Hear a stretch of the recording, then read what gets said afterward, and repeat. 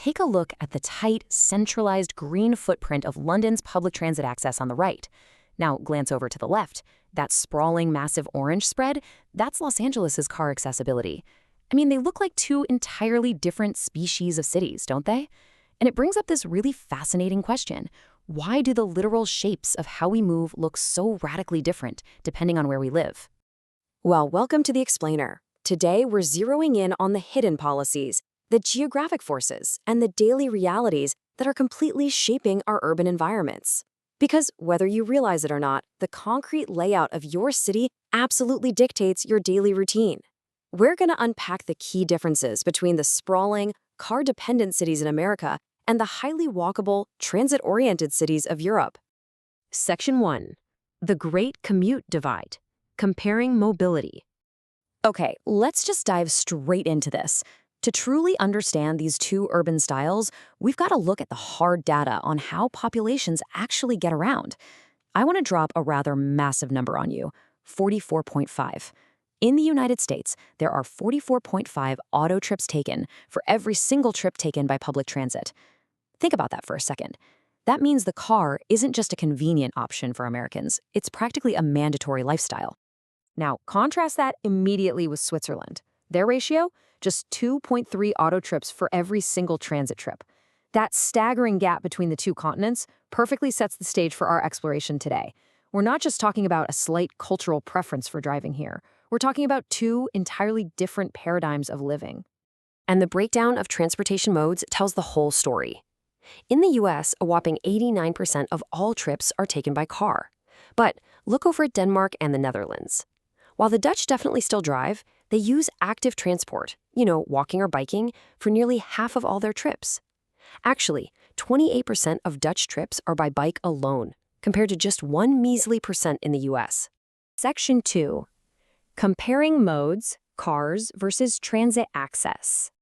So we know how people are traveling, but to reverse engineer why these commuting habits exist, we really need to look at the sheer scale of these driving zones.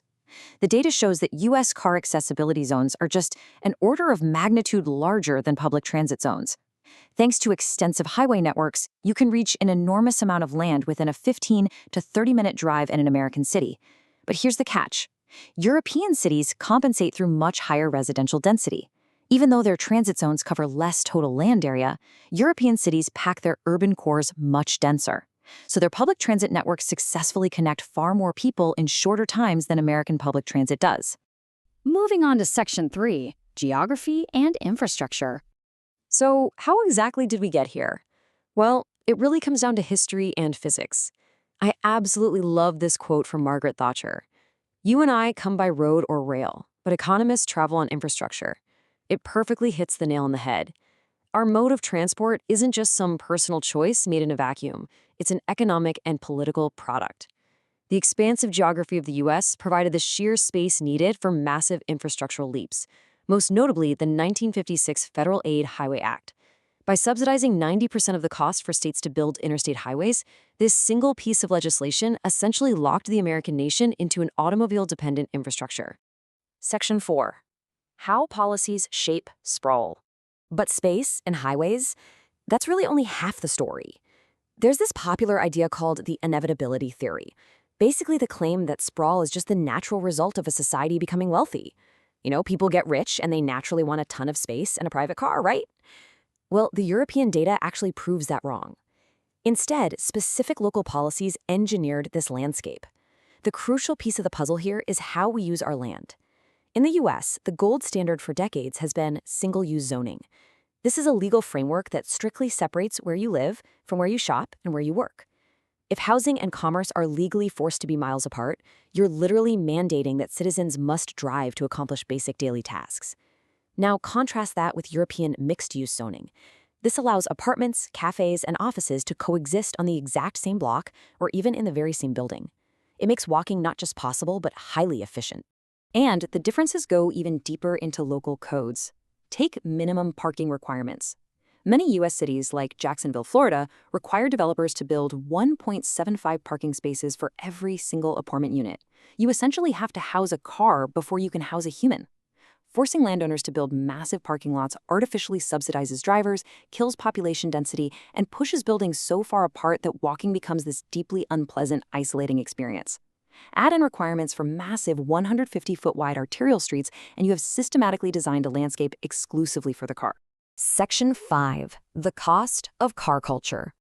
Now, these design differences don't just dictate our morning commute, they dictate our actual health. Let's walk through this sequence. Urban transport policy shapes the built environment, which then dictates our transport choices. When a city is built solely for cars, it creates a direct line to significant external costs. We're talking massive heat islands, a lack of green space, constant noise, and physical inactivity. Over time, these environmental and lifestyle factors directly feed into public health outcomes, increasing rates of morbidity and premature mortality. The design of the city is quite literally a matter of public health. And speaking of public health, we absolutely have to talk about safety.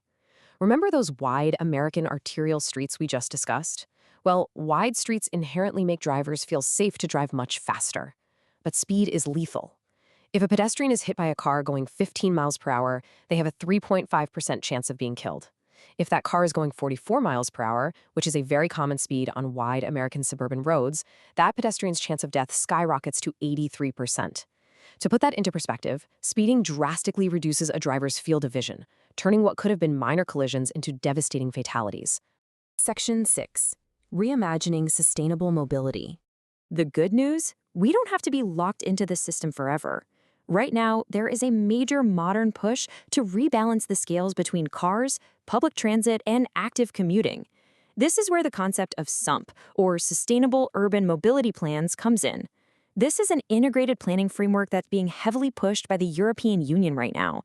The goal is incredibly ambitious: achieve zero road deaths, deploy cleaner public transport, and build safer active travel infrastructure by 2030. European cities are actively transforming their streets to prioritize vulnerable road users, like pedestrians and cyclists, rather than optimizing solely for speeding cars. And hey, if you think people are just too stubborn to change their ways, take a look at this surprising statistic from the Warsaw West area. Research there found that an overwhelming 83% of residents are entirely willing to change their mobility habits, provided that sustainable alternatives like public transport and safe cycling paths are actually improved. It turns out people aren't inherently genetically tied to their cars. They're simply making rational choices based on the infrastructure provided to them. If you build better options, the people will use them. So, as we wrap up this explainer, I want to leave you with a little something to ponder the next time you step outside. Look at the widths of the roads, the distance between the buildings, and the sheer size of the parking lots. Ask yourself, what mode of transport does your city's design prioritize? Are you a guest in a machine's world, or is your city actually built for you? Thanks so much for joining me on this deep dive, and keep questioning the world around you.